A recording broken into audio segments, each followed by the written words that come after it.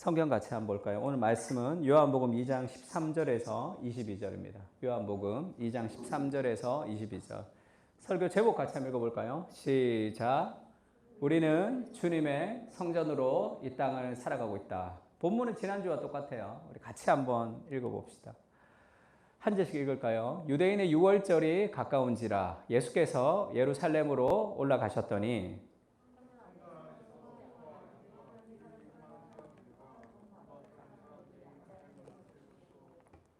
노끈으로 채찍을 만드사 양이나 소를 다 성전에서 내쫓으시고 돈 바꾸는 사람들의 돈을 쏟으시며 상을 엎으시고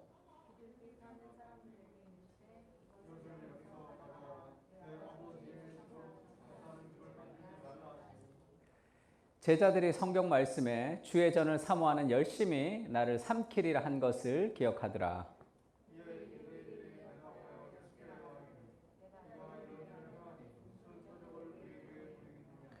예수께서 대답하여 이르시되 너희가 이 성전을 헐라 내가 사흘 동안에 일으키리라.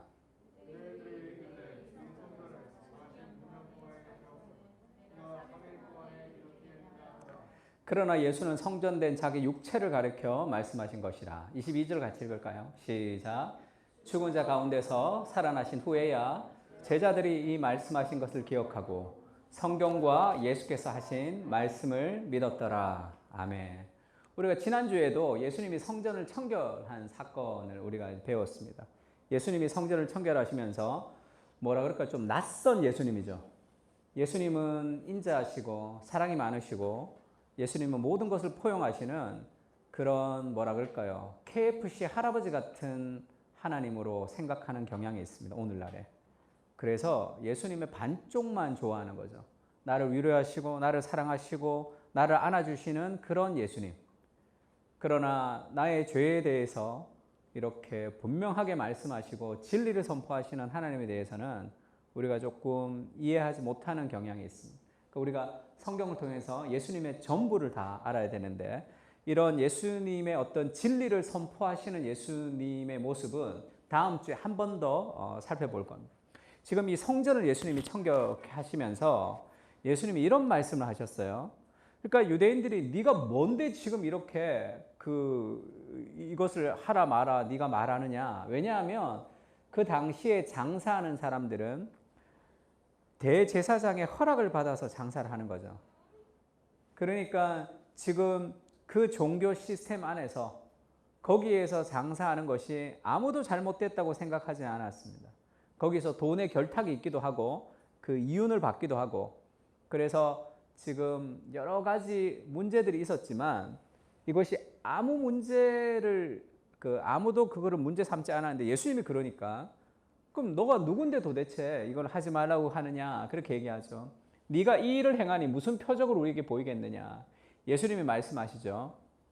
너희가 이 성전을 헐라 내가 사흘 동안에 일으키리라 이런 말씀하셨어. 유대인이 이르되 이 성전은 46년 동안의 지었건을 네가 3일 동안에 일으키겠느냐 하더냐. 그러나 예수는 성전된 자기 육체를 가리켜 말씀하신 것이라. 죽은 자 가운데 살아나신 후에야 제자들이 이 말씀하신 것을 기억하고 성경과 예수께서 하신 말씀을 믿었더라. 그러니까 성경은 참 재미있게 표현되는데 성경은 단순한 그런 문학적인 방식이 아니에요. 그 당시의 문학, 오늘날의 현대 문학도 따라가지 못하는 아주 독특한 문학적인 방식으로 기록되는데 지금 18절, 19절은 그 당시의 상황에서의 대사죠. 대화. 내가 3일 동안에 네가 어떻게 3일 동안에 일으키겠느냐 하더라까지는 이 당시의 스토리예요.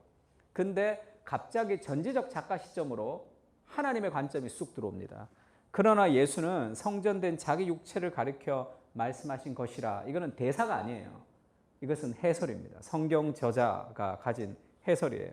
그것이 뒤늦게 지금 이것을 기록할 그 당시에 보니까 그때는 몰랐지만 부활하신 후에 제자들이 이게 그거였구나 라는 것을 뒤늦게 알았다는 거죠. 이 당시에는 이게 무슨 말인지를 잘 몰랐단 말이에요. 이 성전을 헐라 3일 동안에 일으키리라. 이것이 예수 그리스도의 십자가의 죽음과 부활을 가리키는 사건이었다 이렇게 얘기한다. 그럼 이 성전이라는 개념을 지금 우리가 좀 이해를 해야 되는데 그러니까 오늘은 이 성전이 무엇인지에 대해서 구약에서부터 성전의 역사를 좀 설명을 해야 될 것 같고요. 성전의 역사를 설명하고 그 다음에 성전에 사는 두 가지 기능. 내 집은 만민이 기도하는 집이다. 그래서 기도하는 이라는 것을 통해서 하나님과의 관계성, 만민이라는 걸 통해서 사람들의 관계성을 가지는 성전된 교회가 해야 되는 일들을 좀 나누려고 합니다. 지금 이것이 어떤 의미가 있냐면 이 성전의 출발, 성전이 무엇이냐면 에덴 동산이 성전이었죠. 성전은 하나님의 임재가 있는 곳이 성전이에요. 건물이 성전이 아니잖아. 하나님의 임재가 있는 곳이 이 성전이죠. 그래서 에덴 동산에 하나님의 임재가 있었던 그것이 성전의 원형입니다.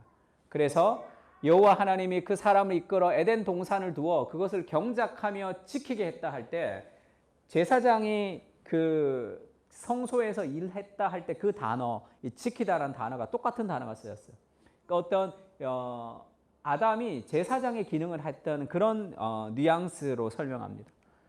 또 하나가 지금 에덴 동산에 있었던 이 보석 모티브라 그러죠. 에덴 동산에 어떤 보석을 이렇게 상징해요. 보석으로. 그래서 에스겔서에는 내가 옛적에 하나님의 동산 에덴에 있어서 각종 보석, 홍보석, 황보석 이런 것들이 있었고 준비되었다 하면서 에덴 동산을 좀 보석처럼 이렇게 묘사합니다. 성전을 묘사할 때도 마찬가지예요. 성전을 묘사할 때도 출애굽기의 성소를 묘사할 때도 그것에 네 줄로 보석을 물리되 첫 줄은 홍보석, 황옥, 녹주옥이요. 둘째 줄은 석류석이요. 보석이 있어요. 성소에. 성전에도 보석이 있죠.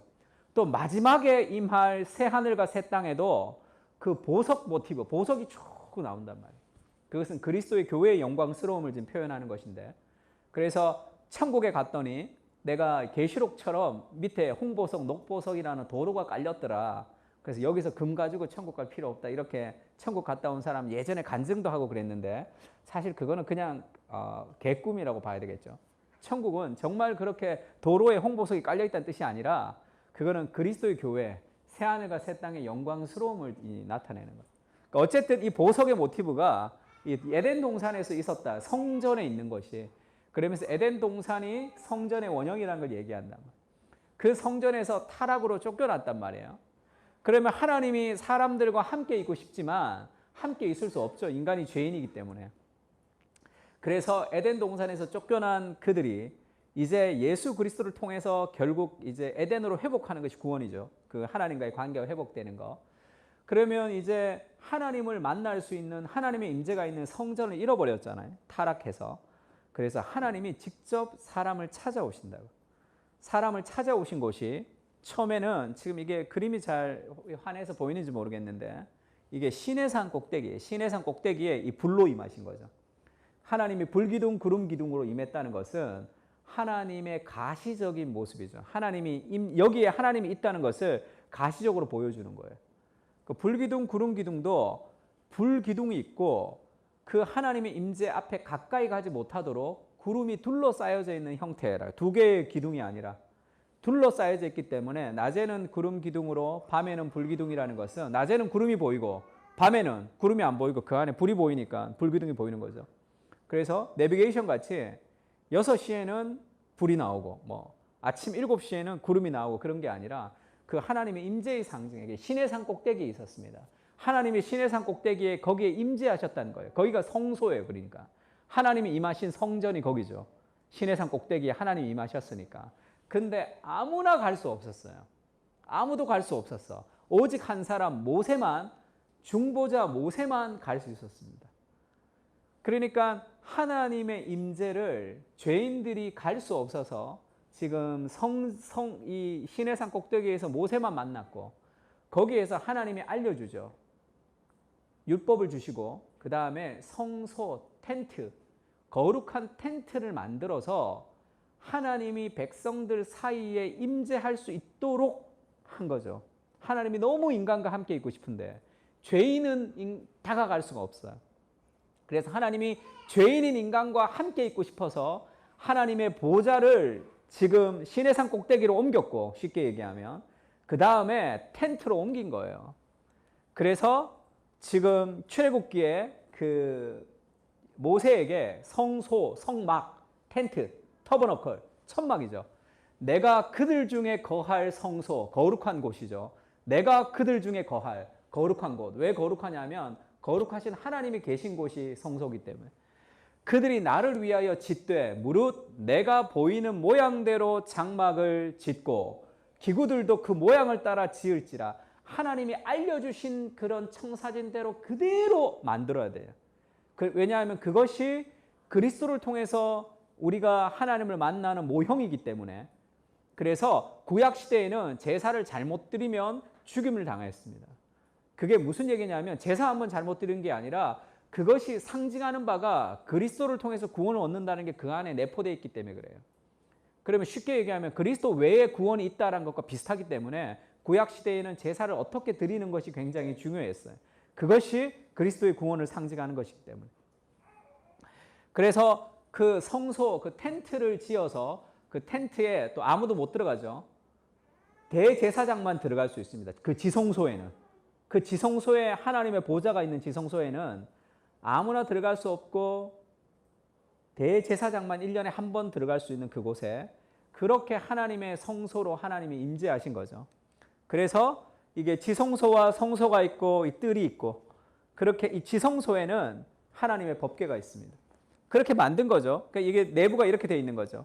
그래서 지금 이 성소에는 이 진설병, 떡상과 등대, 촛불, 분향단이 있고 그 다음에 텐트, 이 커튼이 있어요. 커튼. 휘장이라는 커튼이 있고 커튼을 지나면 하나님의 언약궤, 법궤가 있습니다. 이 법궤 뚜껑이 씌운 좌 하나님의 보호자가 있어요. 그래서 이 법궤 뚜껑에 그룹 날개, 그룹이 이렇게 그려져 있죠. 그래서 여기에 왜 이게 씌은 좌, 보좌냐 그러면 하늘에 계신 하나님의 보좌 그것이 지금 여기 와 있는 거예요. 하나님 여기 앉아 있다는 거예요. 그래서 아무나 들어갈 수 없는 거죠. 그래서 왜 하나님이 텐트로 오셨느냐 하면 이스라엘이 아직 이동해야 되잖아. 텐트 가운데. 그래서 접고 펴고 이동해야 되기 때문에 하나님이 이스라엘이 텐트에 살고 하나님도 그 텐트에 같이 사는 거죠.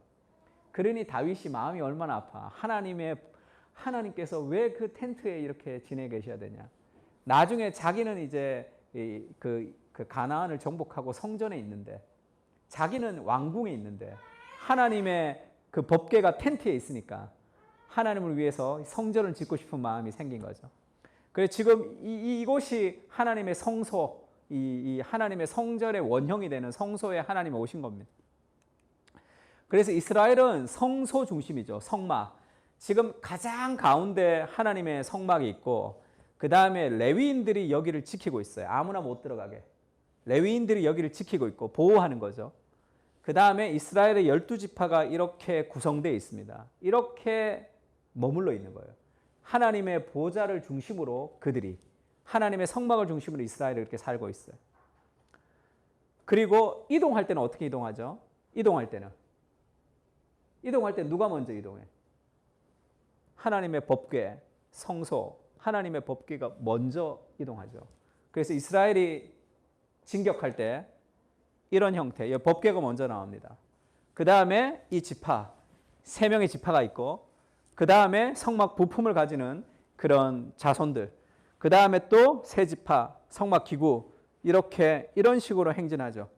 그래서 하나님의 법궤를 안착시키고 그 다음에 이 지파들이 이렇게 머무르는 방식. 그러니까 뭘 얘기하는 거예요? 이스라엘은 하나님의 보좌, 이 하나님 중심으로 살아가고 하나님의 말씀이 먼저 나갈 때 그들이 따라가는 하나님이 인도하신다. 우리의 삶을. 그러니까 하나님이 통치하시는 것을 보여주는 거죠. 하나님의 보좌에서 하나님의 말씀하시고 하나님이 통치하시는 대로 따라가는 이것이 이스라엘의 그런 모습이었습니다. 이게 텐트, 이게 성막이었죠. 왜 이렇게 성막 텐트에 있어야 되냐 하면 아직까지 이스라엘이 이동해야 되니까. 왜 이동하죠? 가나안을 정복할 때 가나안을 다 정복해야지 이제 하나님의 나라가 완성되기 때문에 가나안 정복을 해야지 약속의 땅이 정복이 돼야지 머무르잖아. 정복하기 전에는 계속 이동해야 되잖아요. 그래서 다윗이 하나님이 성전을 짓고 싶습니다 할 때 하나님이 다윗에게는 노한 게 다윗이 잘못했기 때문에 노한 게 아니라 아직까지 그 약속의 땅이 다 정복되지 않았기 때문이죠. 그래서 완전히 정복되고 난 다음에 그 솔로몬의 시대에, 다윗과 솔로몬의 그 시대에 이제는 이동할 필요가 없죠. 하나님의 가나안이 정복했으니까. 거기에 이제 이동할 필요가 없기 때문에 하나님의 성전이 들어서는 거죠. 똑같아요. 원리는 다 똑같습니다. 하나님의 임재가 있는 하나님의 성전이 들어선 거죠. 이게 솔로몬의 성전이죠.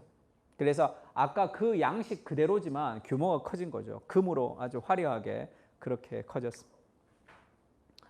그래서 이 하나님의 성전이 들어선 거죠. 그래서 지금 이 예루살렘 성전에서 이스라엘이 예배하고 기도하고 그렇게 했단 말이에요. 그러니까 지금 예수님이 그 성전을 헐라할 때 그 성전은 이 솔로몬의 성전이 아니에요.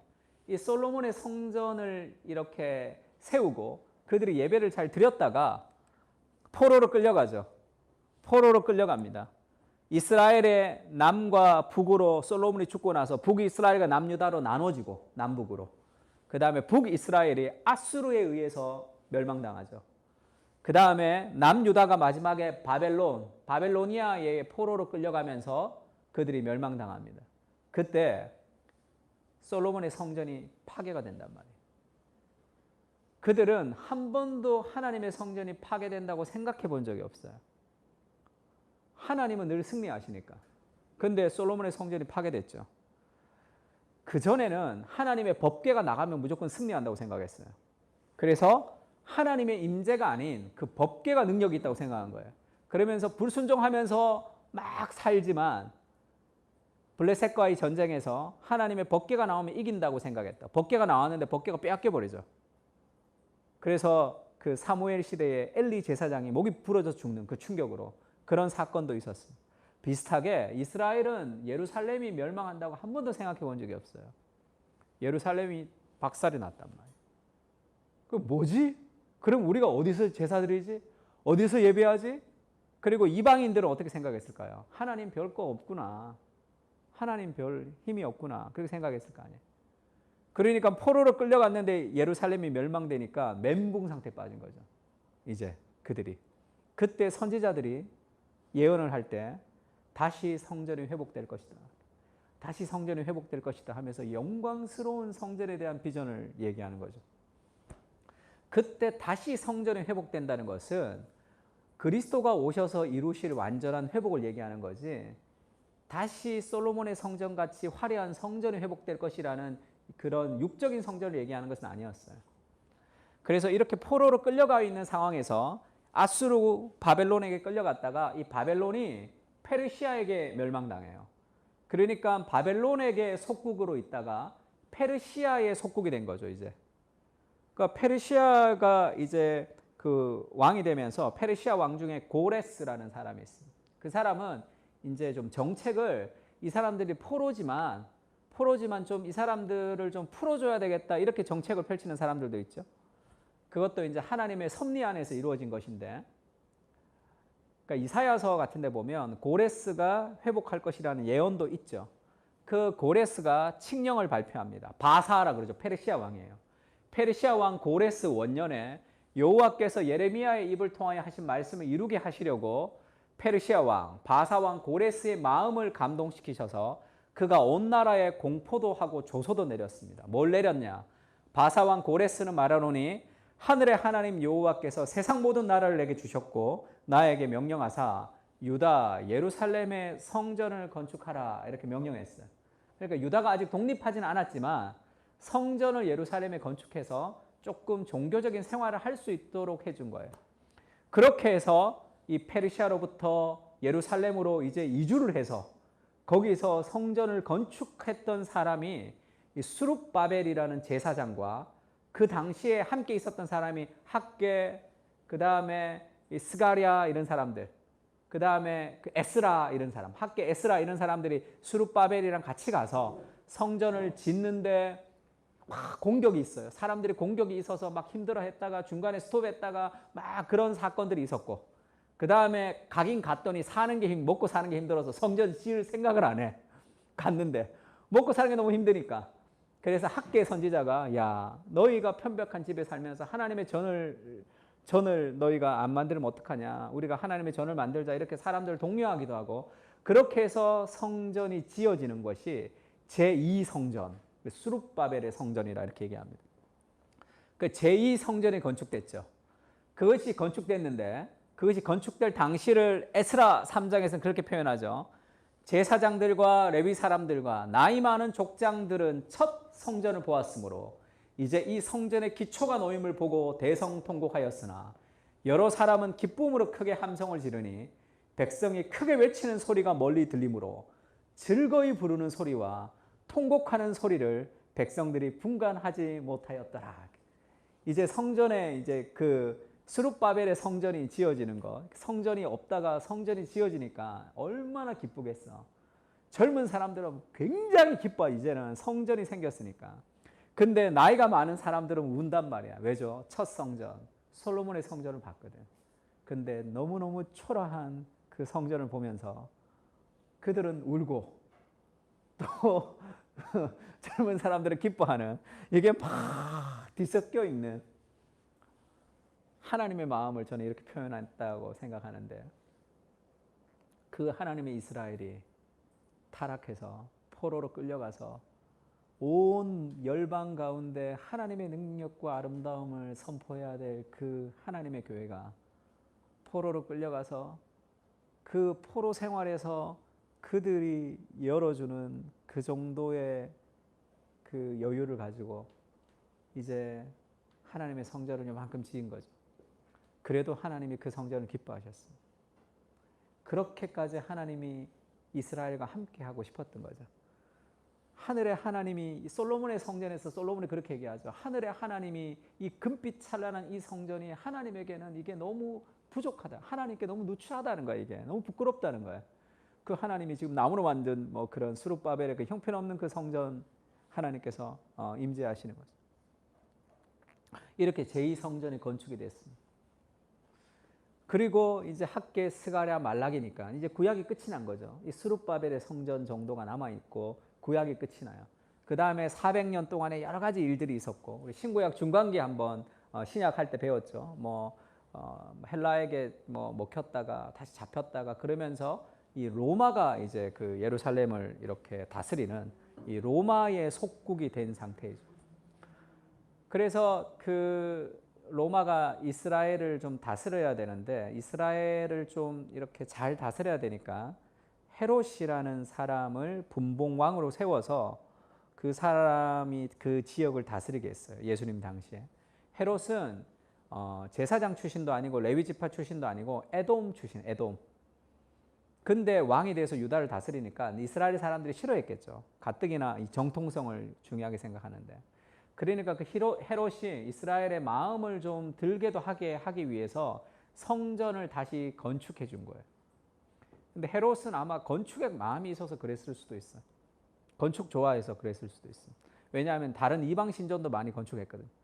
그러니까 하나님을 위해서 건축한 건 아니고, 그래서 40몇 년 동안 그 스룹바벨의 성전을 증축해서 조금 더 좋은 성전으로 그렇게 만든 거예요. 그게 헤롯의 성전입니다.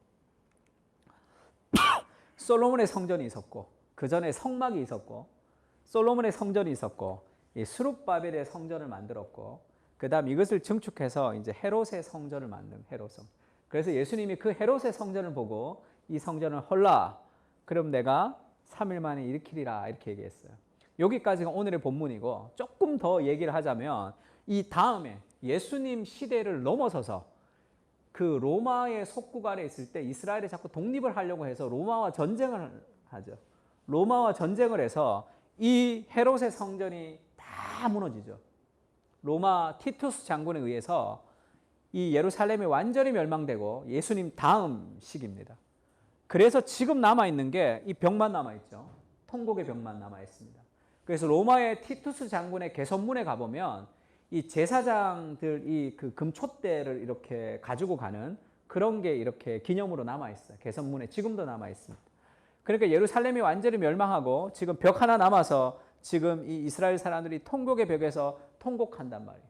그럼 티투스 장군이 예루살렘을 멸망시키고 이스라엘이 나라를 잃어버리면서 흩어져 버렸죠. 흩어져 버리고 통곡의 벽만 남아있고 나라가 흩어져 버렸는데 그 지역을 이슬람이 장악한 거예요.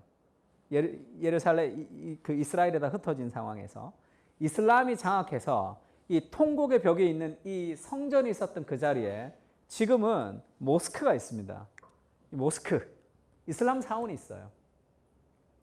그래서 지금도 팔레스타인과 이스라엘이 전쟁하는 것은 여기를 차지하고 싶은 거예요. 여기에 성전의 싸움이에요. 성전의 싸움.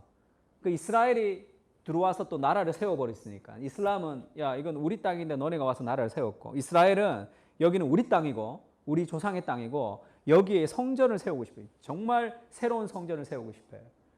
스가랴서에 보면 마지막 날에, 마지막 종말의 시대에 그 초막절을 지낸다라는 표현이 있어요. 그것은 그 완성된, 절기가 완성된 하나님 나라의 영광스러움을 나타내는 것인데, 그것을 사람들이 어떻게 해석하느냐 하면 마지막에 성전이 세워지고 거기에서 이스라엘에서 제사가 드려진다라고 생각하는 사람들이 있단 말이에요. 그래서 그 사람들은 제3성전을 꿈꾸죠. 그래서 뭐 일루미니트니 뭐 그런 거 있죠. 뭐 베리칩이니, 그러면서 이스라엘이 회복이 되어서 결국 이스라엘이 회복되어서 저기 성전이 다시 지어지고 거기서 제사가 드려질 때 마지막에 온다는 것은 다 가짜 뉴스죠. 다 성경에 대한 이해가 부족한, 잘못된. 지금 이렇게 싸우고 성전을 가지고 싸울 필요가 없는 게, 예수님이 성전을 헐라 3일 만에 다시 이렇게 세울 것이다라고 얘기했던 것은 그 성전이 상징하던 바가 그것이 곧 예수 그리스도를 가리키는 그림자였을 뿐이에요. 성전의 시대가 끝이 난 거예요. 이제 성전은 필요 없는 거야. 그곳에 다시 가야 되는 그런 시대가 아닌 거죠. 그래서 예수님은 그렇게 얘기하죠. 이 성전을 헐라 할 때 46년 동안의 지역권을, 그러니까 짓고 있죠. 그 당시도 짓고 있었어요. 헤롯의 성전이었어요. 근데 네가 어떻게 3일 동안에 일으키겠느냐? 예수는 성전된 자기 육체를 가르쳐 말씀하신 것이라 이렇게 얘기했어요. 왜 성전이 예수님의 육체가 되냐 하면, 성전의 핵심은 텐트도 성소, 성막, 그 다음에 건물도 성전, 거기에서 핵심은 벽돌이냐 텐트냐가 중요한 게 아니잖아요. 하나님의 임재가 있느냐, 하나님이 백성들과 함께하는 그곳이 성소죠. 그것이 거룩한 곳이란 말이에요. 그러니까 지금 성전의 개념은 내가 있을 곳, 하나님의 임재가 있는, 하나님이 함께 하시는 그곳이 성전이란 말이에요. 그러면 그 성전은, 구약에 있었던 성전은 예수 그리스도가 육체 가운데 오시면 하나님이 우리와 함께 있는 거죠. 그것을 향한 그림자였을 뿐이란 말이에요. 그 성전에서 어린 양이 죽고 제사가 지내고 하나님과의 교제가 회복되고 했던 그것은 그리스도를 통해서 이루어지는 일이라는 것을 보여주는 거죠. 그래서 지금 예수님이 왔는데 성전에서 계속 제사를 드리는 것은 지금 이게 모두가 바뀌어야 되는 거죠. 지금 이건 끝난 거예요. 폐기 처분돼야 되고 정말 성전이 온 거예요, 이제. 그래서 보라, 처녀가 잉태하여 아들을 낳을 것이요 그 이름을 임마누엘, 이것은 하나님이 우리와 함께 했다 이런 뜻이에요. 하나님이 우리와 함께 계신다. 그게 뭐예요? 성전이잖아요. 성소. 그래서 이제 성전의 기능은 끝이 났어요. 이제 우리가 성전에 가서 제사를 안 드려도 된다고. 그리스도 십자가의 죽음과 부활을 통해서 이제 우리가 지성소를 마음대로 왔다 갔다 할 수 있는 그런 존재가 되는 거죠. 그래서 예수 그리스도가 이 땅에 오신 그것이 곧 성전의 기능이 끝이 난 거예요. 그러면서 요한복음에 우리가 1장 할 때 이렇게 말씀 기억이 나죠.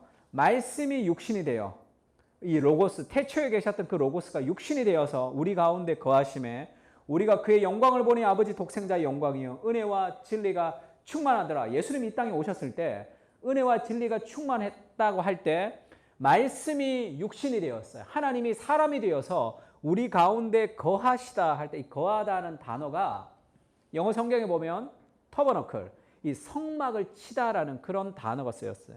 우리 가운데 거하신다 할 때 그것이 성막을 친 거예요. 성막으로 거하신다는 거예요. 왜죠? 그 성막이 성전이 되고 그 성전은 그리스도가 이 땅에 오신 우리와 함께 하시는 그것을 보여주는 상징이었기 때문에 그랬어요. 그러면 이 성전이 끝이 나야 되는데 지금도 여전히 제3의 성전이니 어쩌니 그렇게 얘기하는 것은 이 예수 그리스도를 부인하는 아주 황당한 그런 이 가짜 뉴스가 되는 거죠. 트럼프가 이스라엘을 예루살렘의 그 수도라고 인정을 해서 제3의 성전과 트럼프 하면서 계속 이런 교회에서 주로 이제 그런 뉴스들이 많이 발생되는데, 백투 예루살렘 같이 예루살렘이 회복되면 그곳에서 뭔가 종말이 올 것이라는 그런 대부분의 얘기들은 건전한 교회 내에서도 그렇게 지금 사람들이 많이 그것을 받아들이기도 합니다. 그것은 성전의 개념을 알지 못하는 그런 좀 잘못된 그런 해석에 불과합니다.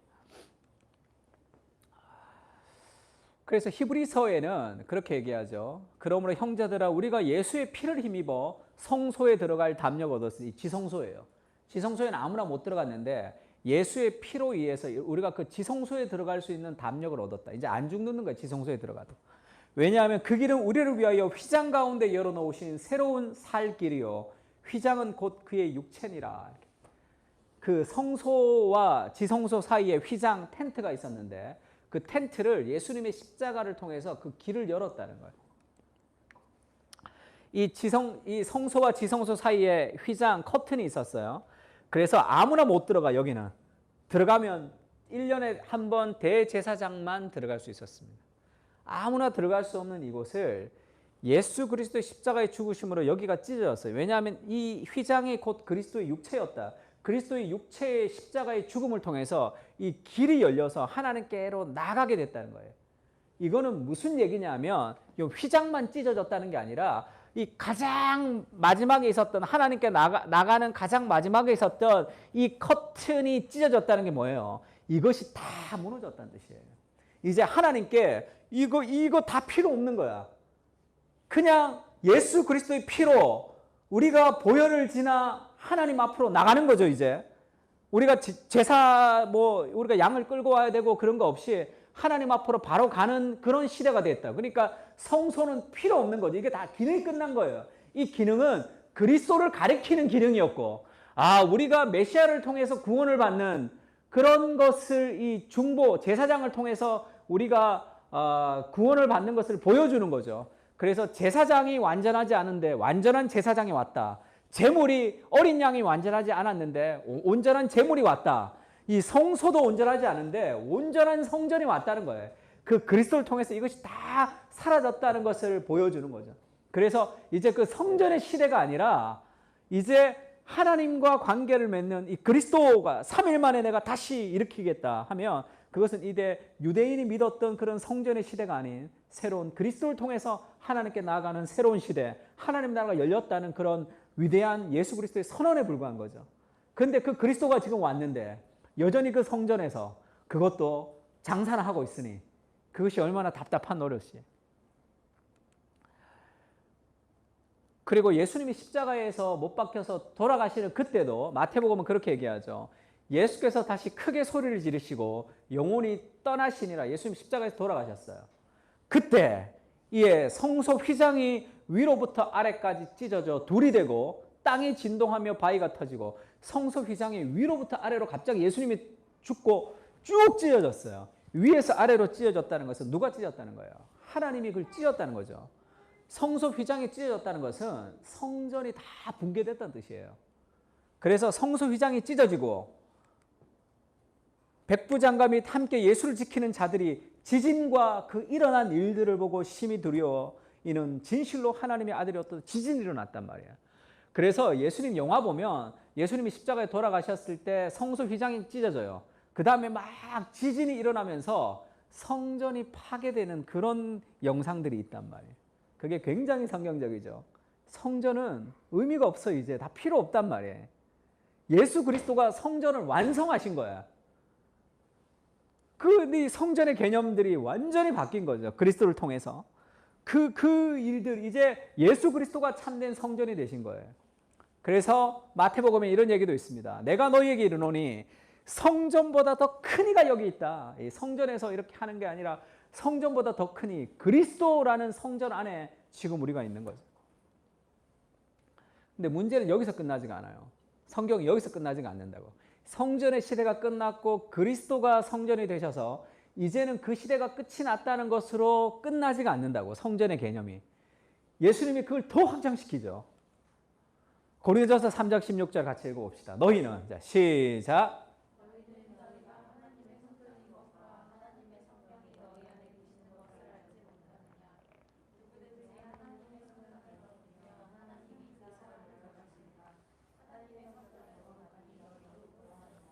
예수님이 성전이셨는데, 성전된 자기 육체여셨는데, 너희가 하나님의 성전인 것과, 누가 성전이란 거예요? 예수 믿는 우리 고린도 교회, 아주 문제 많은 형편없는 고린도 교회 교인들, 그들이 성전이다 이렇게 얘기하죠. 왜 성전이죠? 그들이 거룩하기 때문에, 천만에 하나님의 성령 거기에 계시기 때문에 그렇죠. 하나님의 성령이 우리에게 있는, 성전은 하나님의 임재가 있는 곳이란 말이에요. 너희가 하나님의 성전이다. 왜냐?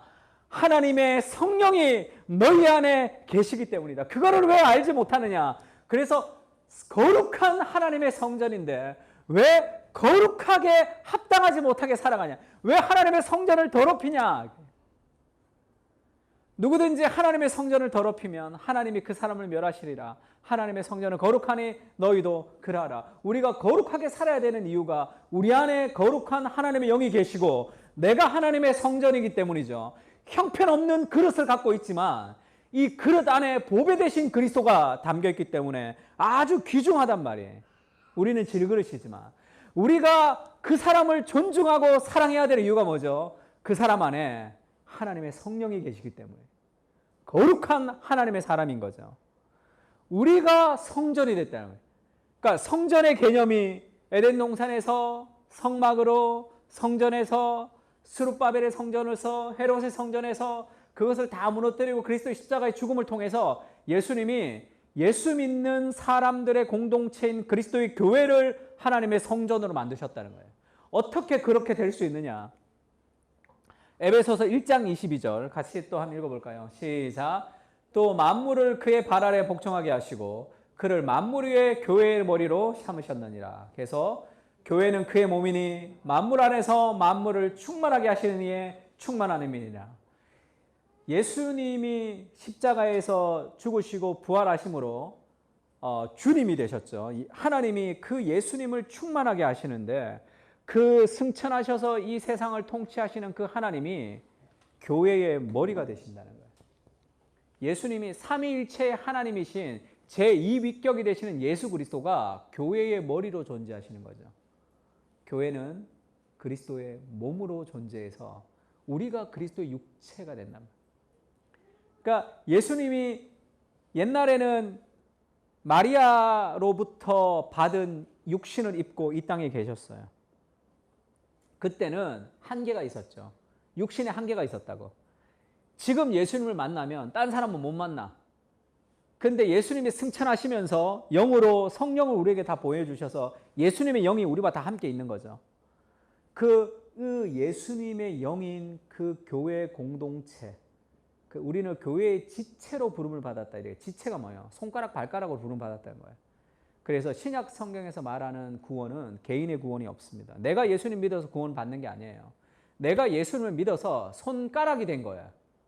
손가락이 몸에서 떨어져 나가서 혼자 뒹굴어서 생명력을 유지할 수가 없는 거죠. 그리스도의 교회라는 공동체라는 몸의 지체에 붙어 있으면서 우리가 그리스도의 교회로 존재하는 거예요. 개인의 윤리라는 것은 없어요. 성경은 다 공동체 윤리예요. 모세오경은 이스라엘이라는 공동체에게 주시는 메시지죠. 신약 성경은 빌립보 교회, 에베소 교회, 고린도 교회, 그리스도의 교회에게 주시는 메시지지 한 개인에게 주시는 개인의 메시지, 개인의 비전이라는 것은 신약 성경에는 없는 제도란 말이에요. 하나님의 공동체를 배제하고 교회를 배제하고 개인의 비전을 가지고 살아가는 그런 개인주의의 시대가 된 거죠. 그런 교회라는 것은 존재하지 않습니다. 그런 신앙이라는 것은 존재하지 않아요. 교회 공동체의 회복이 없이 개인의 회복이라는 건 존재하지 않는단 말이에요. 이스라엘의 성전의 멸망에서 포로로 끌려갔어요. 개인이 행복하고 즐겁게 하나님의 은혜 가운데 기쁨으로 살아갈 수 있냔 말이에요. 그런 건 없어요. 우리가 그리스도의 지체로 그리스도의 몸으로 예수님의 육체가 성전인데 쉽게 얘기하면 그 몸이 이제는 교회라는 몸으로 예수님이 존재하시는 거죠. 옛날에 2000년 전에는 예수님이 육신으로 이 땅을 존재하셨고 지금도 예수님은 여기 존재하시죠. 임재하시고 통치하신단 말이에요. 지금은 모두가 바뀌었어요. 그리스도의 교회라는 몸을 입고 예수님이 지금도 여기 계시는 거죠. 근데 머리 대신 예수님은 이렇게 해라 저렇게 해라 말씀하시는데 교회가 몸이 병들었단 말이에요. 순종하지 못하는 거죠. 그러면 세상은 그 사람들 가운데 예수님이 이 땅에 계셨다는 것을 잘 못 보겠죠. 예수님의 몸이 좀 이상하단 말이에요. 우리가 순종할 때, 특히 어떻게 순종할 때, 너희가 서로 사랑하면 모든 사람이 너희가 내 제자인 줄 알게 될 것이다. 그 사랑하는 공동체죠. 모든 판단과 평가를 배제하고 그 하나님의 형상이라는 인간 존재 자체로 사랑하는 공동체, 세상과는 다른 그런 공동체, 그것이 교회죠. 그것이 그리스도가 드러나는 삶의 모습이에요. 그래서 우리가 성전이라는 걸 알아야 돼요. 우리는 주님의 움직이는 교회, 예수 그리스도가 지금 우리의 공동체라는 몸을 입고 지금도 이 땅에 계신다는 것을 알아야 된다. 그 영광스러운 그 성전으로 우리가 부름을 받은 거죠. 그래서 이 에베소서 1장에서 계속 보면 이제 그런 말씀도 있죠. 너희는 사도들과 선지자들의 터 위에 세우심을 입은 자라. 그리스도 예수께서 친히 모퉁이 돌이 되셨다. 예수님이 모퉁이 돌. 우리가 이제 그 터에 모퉁이 돌이 기둥을 세우는, 예전에는 기둥이 중요했기 때문에 기둥을 세우는 모퉁이 돌이 굉장히 중요했어요. 그래서 삼손 같은 데 보면 그 기둥을 이렇게 밀어서 이렇게 다 사람들을 죽이는 사건이 있죠. 이 민다는 것은 그 판판한 모퉁이 돌 위에다가 기둥을 세우기 때문에 그래요. 그래서 모퉁이 돌이 굉장히 중요합니다. 그러니까 예수님이 모퉁이 돌로 지금 터를 만들어서 사도들과 선지자들은 신앙 고백이라는 터에 모퉁이 돌이 예수님이라. 그 위에 교회가 건축된다는 거죠.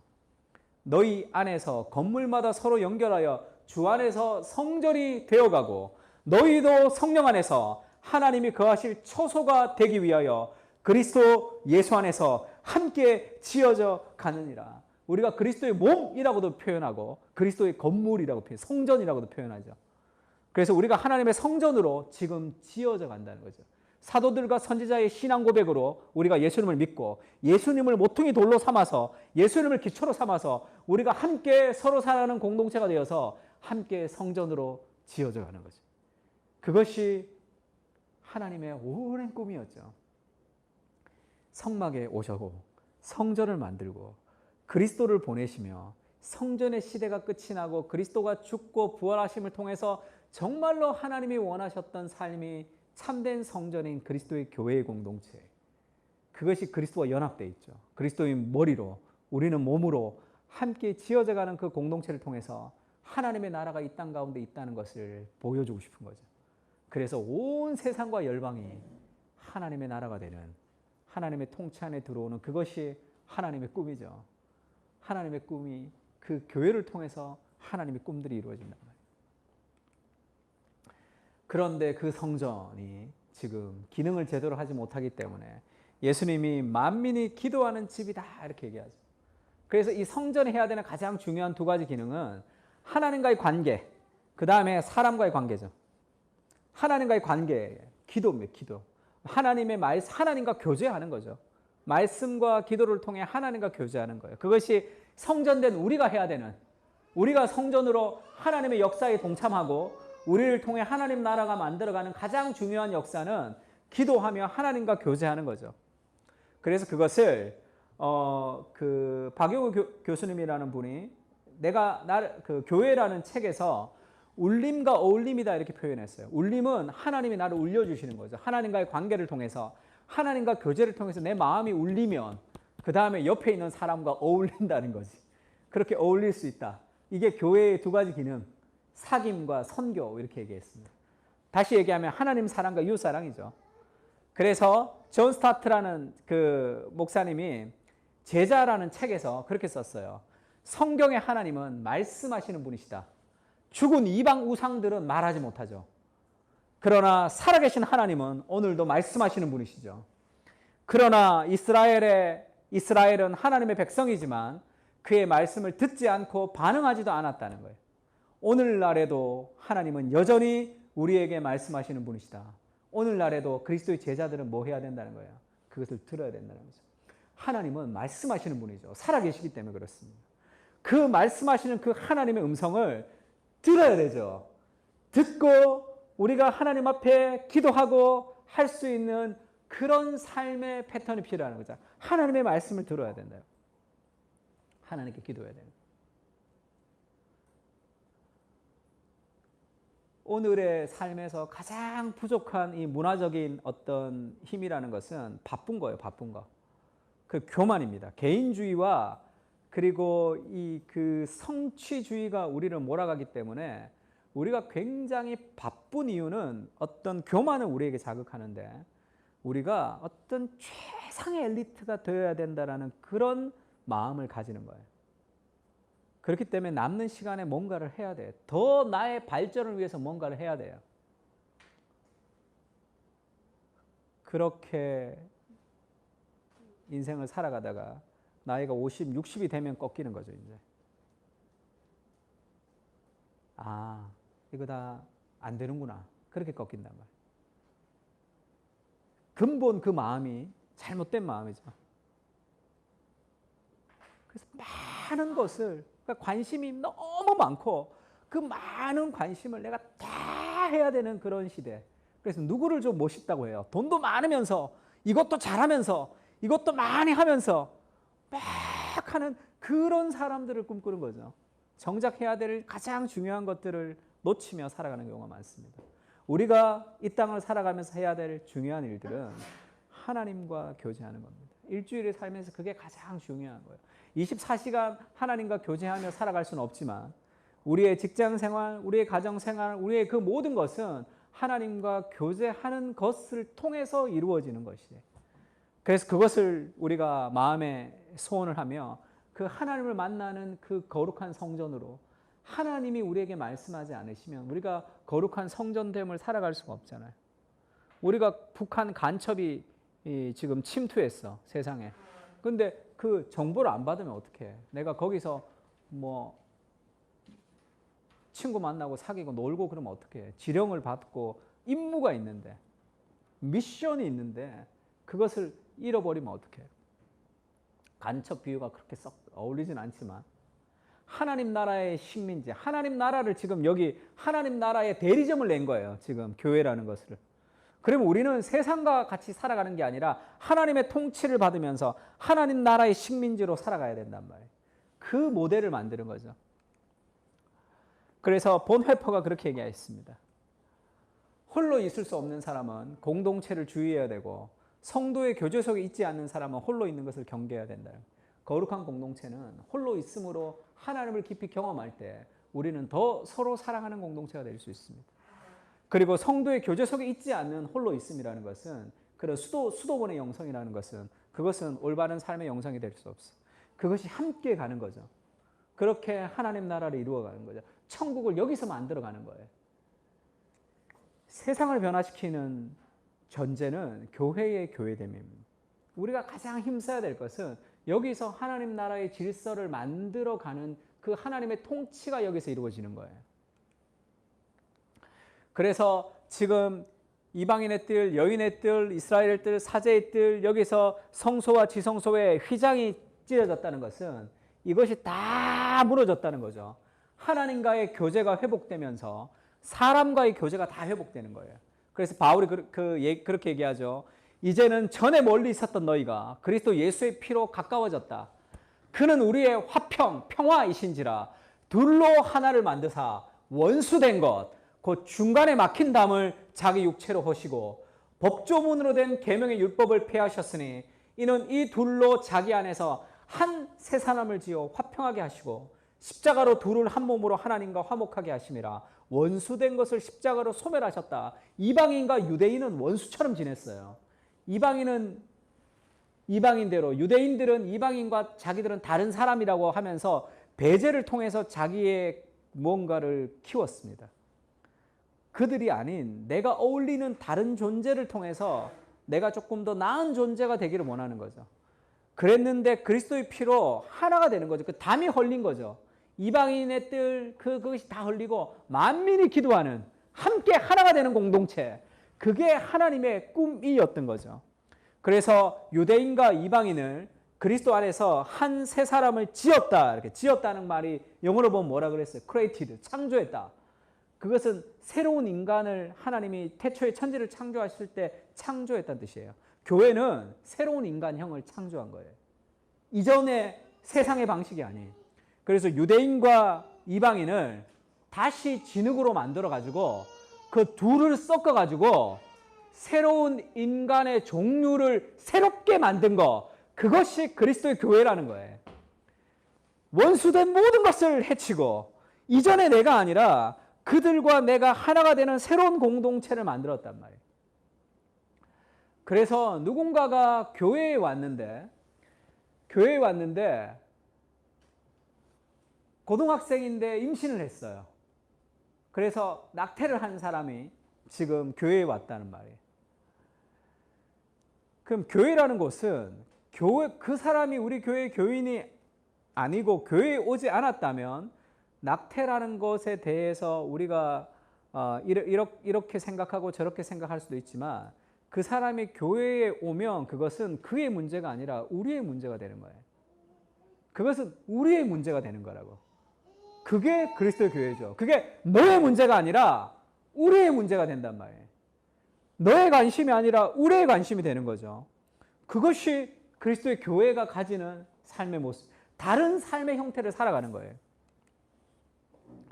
하나님의 나그네된 백성이라는 곳에서 스탠리 하우어스가 그렇게 얘기했습니다. 교회의 존재 목적은 세상의 방식과는 철저히 다르며 약속으로 충만하기에 그 방식과 세상의 방식은 모순되기까지 한 새로운 표징을 이 세상 속에 계속 드러내는 데 있다. 세상과는 완전 다른 핵심이 뭐죠? 사랑하는 거예요. 교회는 마음에 들지 않는 사람이 있어서는 안 돼요. 마음에 들지 않는 사람이 있으면 더 사랑하면 돼요.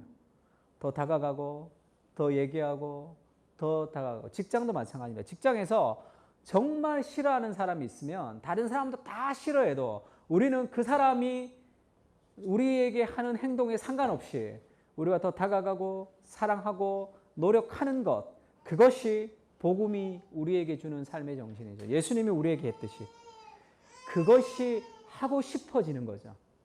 아, 그렇게 살아가는 것이 참 멋있는 삶이다라고 내 마음속에 아름다움의 정서가 바뀌는 거, 그것이 교회 공동체입니다. 그것을 여기서 연습하는 거예요. 그래서 참된 공동체는 즐겁고 행복한 것이 아니라 때로는 가슴 아프고 고통스러운 거예요. 그렇게 우리가 사랑을 배워가는 거죠. 예수님이 그렇게 얘기하죠. 자기를 저주하는 사람, 자기를 싫어하는 사람, 예수님의 십자가에 못 박는 아주 사악한 인간, 아주 나쁜 놈들, 모함을 해서 속여가지고 아주 억울하게 예수님의 십자가에 못 박는 그들에게 예수님이 그렇게 얘기하죠. 아버지, 저들을 사하여 주옵소서. 자기들이 하는 것을 알지 못합니다.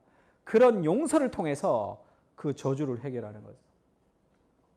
우리는 어떻게 하죠? 복수를 통해서 정의를 세워야 된다 생각하죠. 정의를 세워가서 그 사람의 죄의 벌을 받는 것과 내가 용서하는 것은 함께 갈 수 있다 얘기했습니다.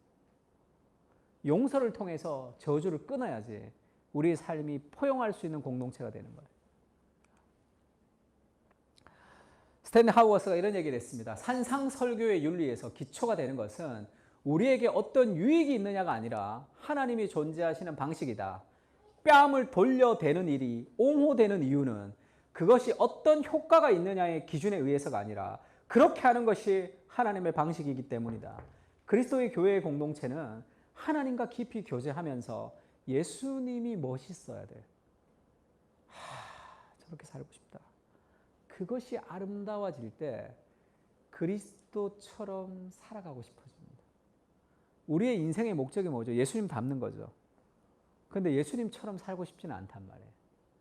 그럼 우리 누구처럼 살고 싶은 겁니까? 그러면 우리 인생의 끝에 우리는 어떤 결론에 도달하는? 그리스도의 아름다움, 그리스도가 자기를 희생하며 살아가는 그 용서와 그 희생과 그 서로 사랑하는 그 그리스도의 그 마음이 내 마음의 아름다움으로 쑥 들어와야 돼. 그러면서 그게 너무 매력적일 때 그때 우리는 그런 사람이 됩니다.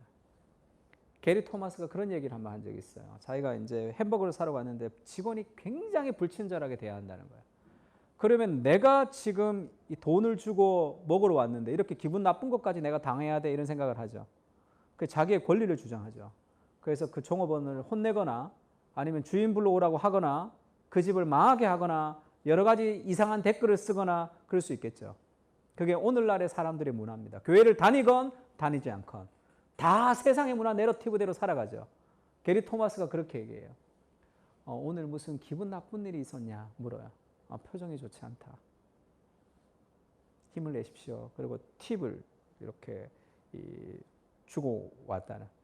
그러면 그 사람이 자기가 좀 오늘 집에 있었던 힘든 얘기를 할 때도 있고 그 사람이 굉장히 겸연쩍어하면서 미소를 보일 때가 있다. 그러면서 그런 얘기예요. 내가 취미가 뭔지를 아느냐. 자기 취미는 기분 나쁜 사람 기분 좋게 해주는 거라는 거예요. 뭔가 기분 나쁘고 힘든 사람이 있으면 그걸 좀 기분 좋게 해주는 게 자기 취미라는 거예요. 그러니까 그것이 좋고 그것이 기쁘고 그것이 행복하고 그것이 즐거우면 그런 삶을 계속 살아가겠죠. 여러분 어떤 삶을 살고 싶습니까? 저는 예전에 그 유턴을 잘못했는데 유턴을 해야 될 때 앞에서 했어요. 근데 경찰이 잡았어 나를. 그 앞인데 계속 실랑이를 벌이면서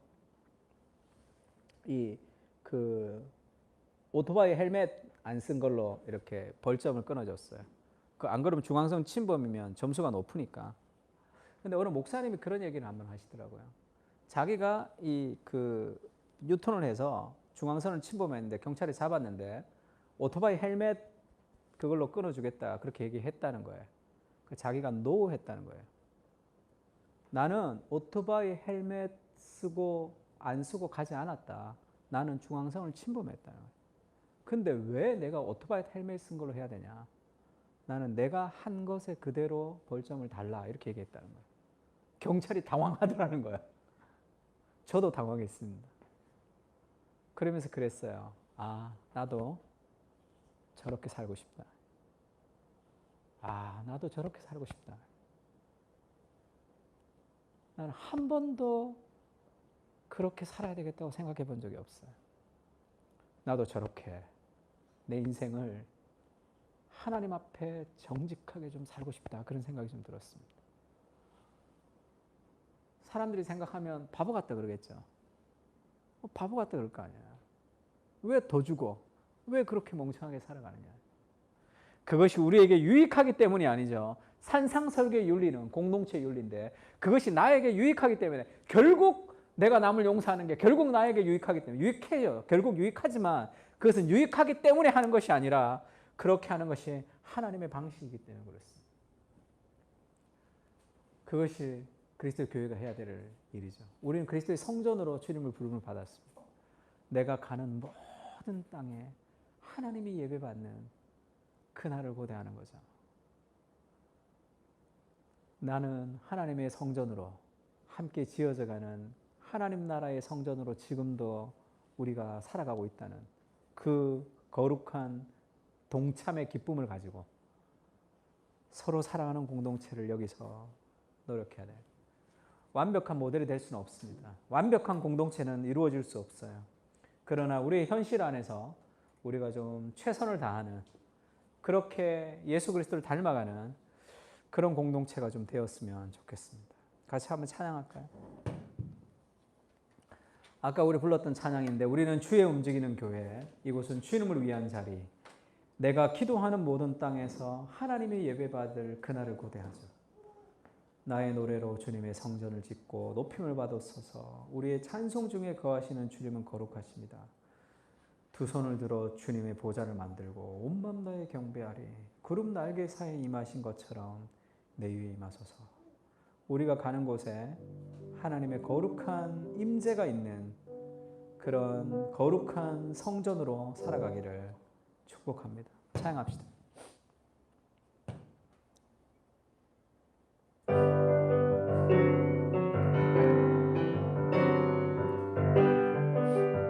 우리는 주의 움직이는 교회, 우리는 주의 움직이는 교회, 이곳은 주님을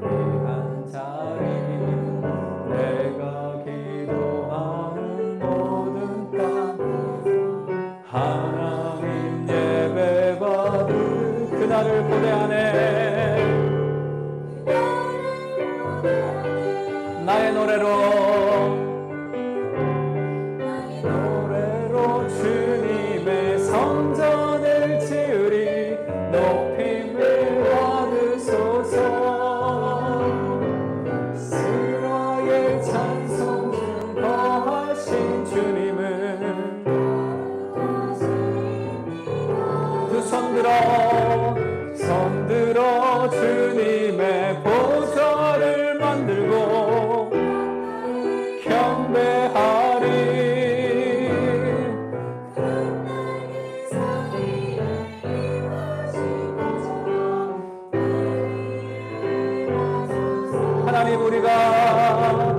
하나님 우리가 이곳에 섰으니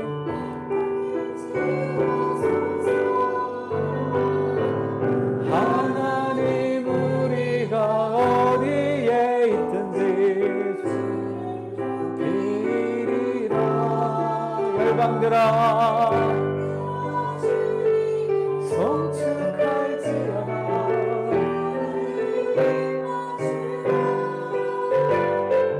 영원한 통치자 주 예수 그리스도. 우리는 주의 움직이는 교회. 이곳은 주님을 위한 자리. 내가 기도하는 모든 땅 위에서 하나님 예배받을 그날을 고대하리. 아멘. 우리 한번 기도합시다. 오늘 말씀을 좀 생각하면서 이 성전을 헐라 내가 3일 만에 일으키리라. 예수님 그렇게 얘기했어요. 성전의 시대는 끝이 났습니다. 종교의 시대도 끝이 났고 이제 그리스도를 통해서 하나님께 나아갈 수 있는 그런 시대가 된 거죠. 예수님이 이 땅에 지금 오셔서 성전된 우리를 보시면서 무슨 얘기를 하실 것 같습니까?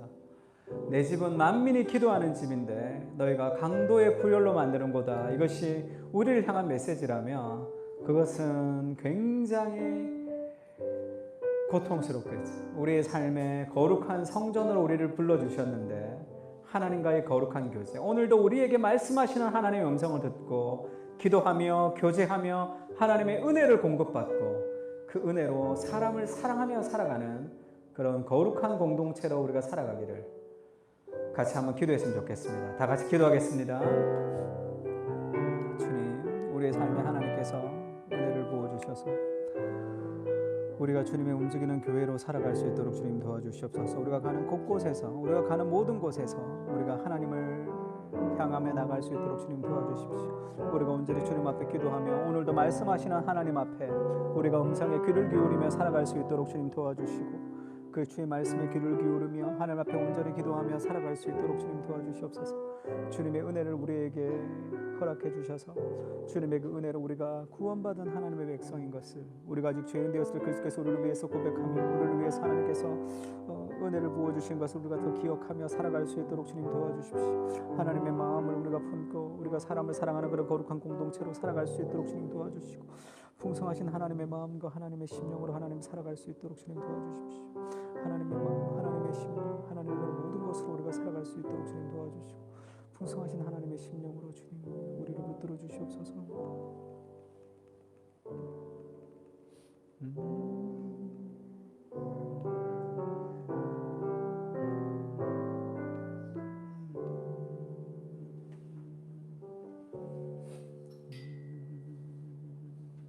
믿음 다하여 믿음 다하여 그 위에 서리라. 하나님의 나라는 무너지지 않으리. 믿음 다하여 그 나라 생활하리라. 주님 곧 오실 때까지 믿음 다하여 믿음 다하여 그 위에 서리라.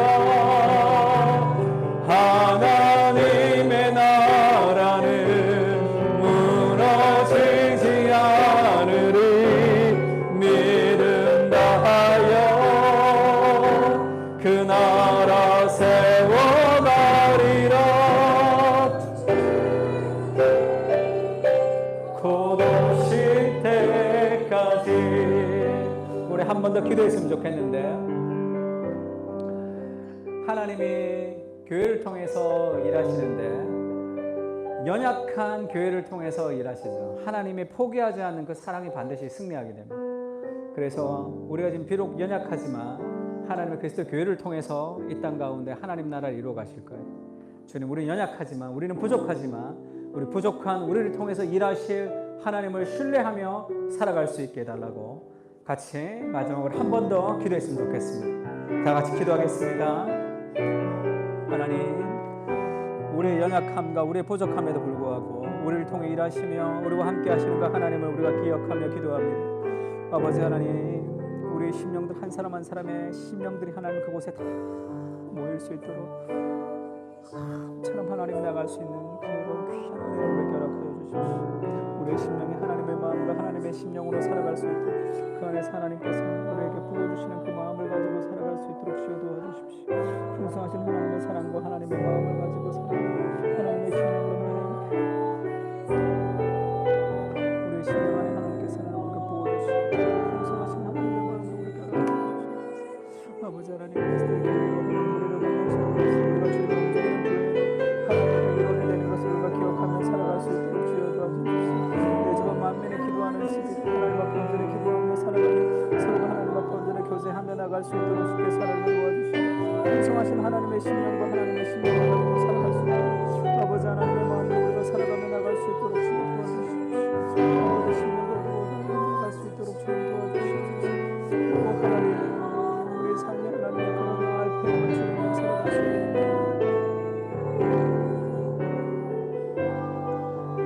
하나님 감사합니다. 우리에게 부족한 우리를 하나님의 거룩한 성전으로 그리스도의 몸으로 우리를 동참시켜 주신 은혜를 감사합니다. 하나님께서 예수님을 충만케 하고 예수님이 교회를 충만케 해서 충만한 교회가 세상을 충만하게 할 것입니다.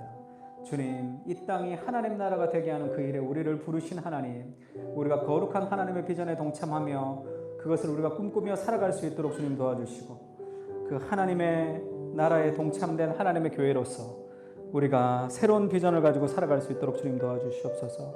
지금도 우리에게 말씀하시는 그 하나님의 말씀을 귀를 기울이며 하나님께 온전히 기도하며 주님께 교제하는 그 은혜를 통해 우리가 예수님을 닮아갈 수 있도록 주님 도와주십시오. 그래서 우리가 서로 사랑하는 공동체로 우리의 거룩한 인격에 아름다운 열매를 맺어갈 수 있도록 주님 도와주십시오. 세상은 싫어하는 사람을 싫어하고 좋아하는 사람을 좋아하는 그런 이중적인 잣대를 가지고 우리가 살기를 원하지만 우리가 하나님 나라의 식민지로 하나님의 형상인 사람인 그 존재 자체로 우리가 서로 사랑하며 우리가 이해하며 더 다가가는 거룩한 공동체로 주님 우리를 세워주시고 우리의 마음을 넓혀주시고 우리가 주님의 그런 아름다운 공동체가 되어서 하나님과의 교제와 사람과의 교제가 더 풍성한 참된 하나님의 성전으로 우리를 세우시고 은혜를 베풀어 주시옵소서. 주께서 마지막 날에 우리를 부르실 때에 네가 이 땅에서 어떤 사역을 하고 왔냐 물으시지 않고 네가 이 땅에서 하나님을 사랑했고